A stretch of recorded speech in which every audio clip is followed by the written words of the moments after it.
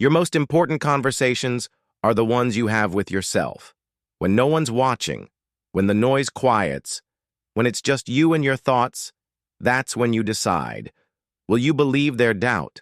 Will you accept your excuses? Will you tell yourself you're not good enough? Or will you tell yourself a different story, one where you become who you know you can be?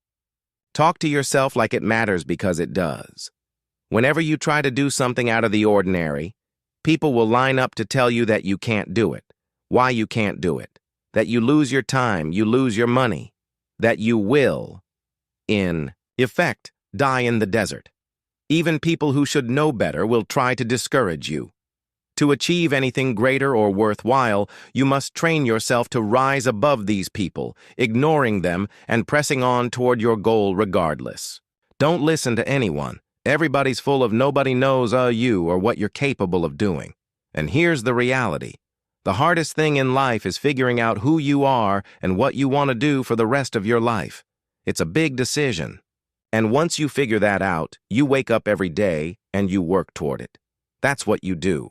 It's impossible for you to fail if you know who you are, what you want to do, and you wake up every day and work toward it. So, you made some mistakes and you look at all the mistakes you made and they compound over time, and sometimes you just think, man, I wish I could start again. Well, you can get a chance to start again every single day. There's things inside of us that we don't want to confront. Insecurities, weaknesses, past events that we wish didn't happen, or worries about the future that we just simply don't want to sit with. That voice in our head tells us, yeah, we can confront these things, but it's going to take so long to work them out, and we don't know the best course of action, and we're probably not going to succeed anyways, and so you never do. But that's evil. That's winning. The spiritual war is constantly taking place within us, and if we listen to these negative voices, we're never going to break that cycle of stagnation.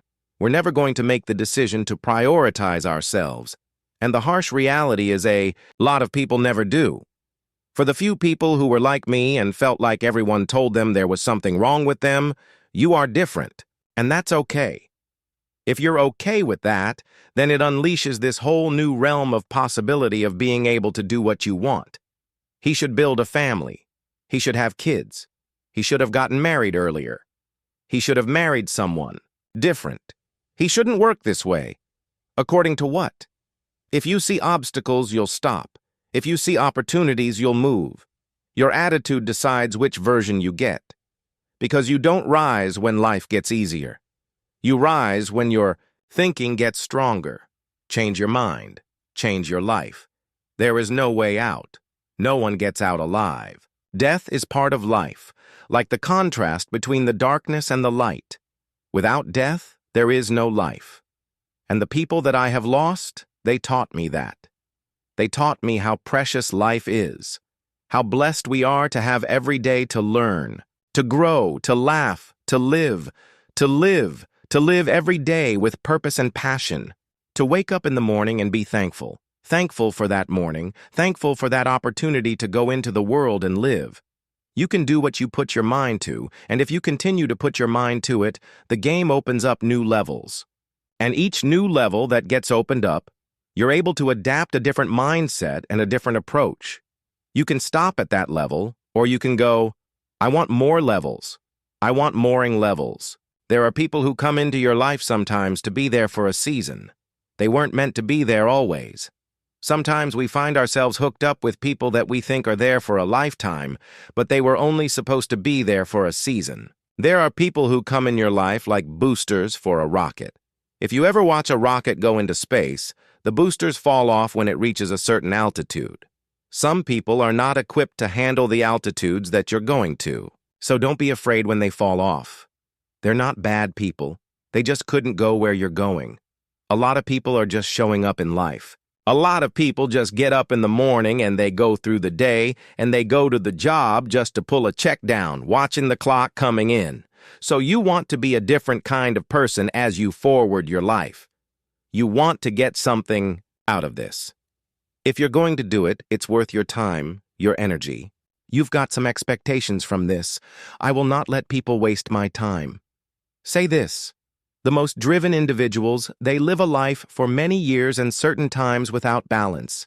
Everybody strives for balance, balance, balance. So if you say something that was missing, but it was actually a gift, it was his lack of balance.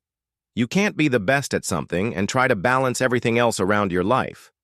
There is going to be times where things are going to be out of balance. If you configure your life so that what you are genuinely doing is aiming at the highest possible good, then the things that you need to survive and to thrive on a day-to-day basis will deliver themselves to you.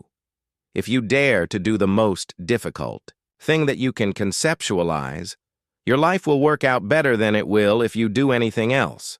There's no better pathway to self-realization and the ennoblement of being than to posit the highest good that you can conceive of and commit yourself to it. And then you might also ask yourself, and this is definitely worth asking, is do you really have anything better to do? And if you don't, well, why would you do anything else? If everything that you're doing every day is related to the highest possible aim that you can conceptualize, well, that's the very definition of the meaning that would sustain you in your life. Well, all hell's about to break loose and chaos is coming. It's like when that's happening in your life, you might want to be doing something that you regard as truly worthwhile because that's what will keep you afloat when everything is flooded. And you don't want to wait until the flood comes to start doing that because if your ark's half built and you don't know how to captain it, the probability is very high that you'll drown. Known hills are preferable to strange heavers because it's familiar. See, life is rough, ladies and gentlemen. It's rough and it's scary. It's scary growing. It's scary taking a chance. It's scary acting on your intuition, on your guts. It's scary. It's frightening. And they're immobilized by fear. We are taken apart slowly, convinced to take an easier path, enticed by comfort. Most of us aren't defeated in one decisive battle. We are defeated one tiny, seemingly insignificant surrender at a time that chips away at who we should really be. It isn't that you wake up one day and decide that's it, I'm going to be weak. No, it is a slow, incremental process. It chips away at our will. It chips away at our discipline. You sleep in a little later, we miss a workout, then another.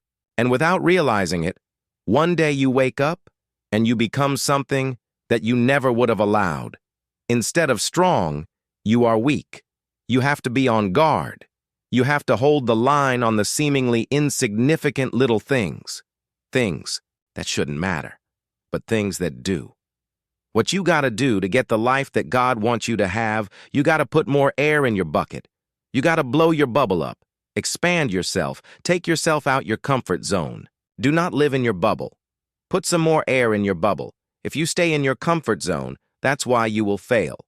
You will fail in your comfort zone. Success is not a comfortable procedure. Don't go through life feeling like you're powerless.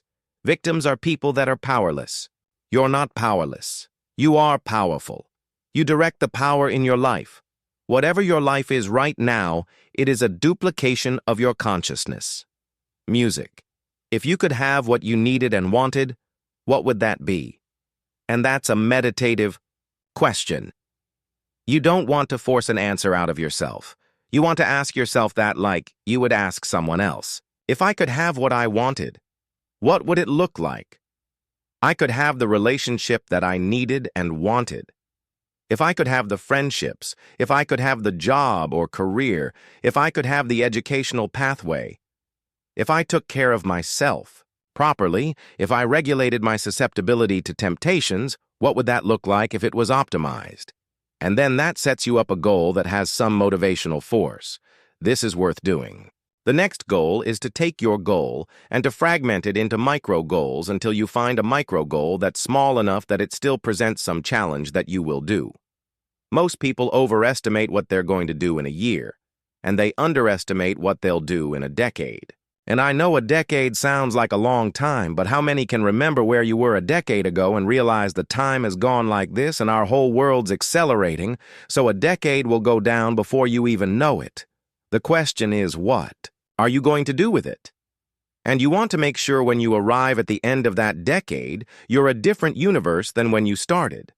So in the short term, it may go up and down, but the long term, it's explosive. So as you begin to look toward making this your decade, as you begin to look toward making your life different, as you begin to look at yourself, you got to redefine yourself. Who are you right now? And who must you become in order to create what you want? What has to change about you as you begin to look toward the future?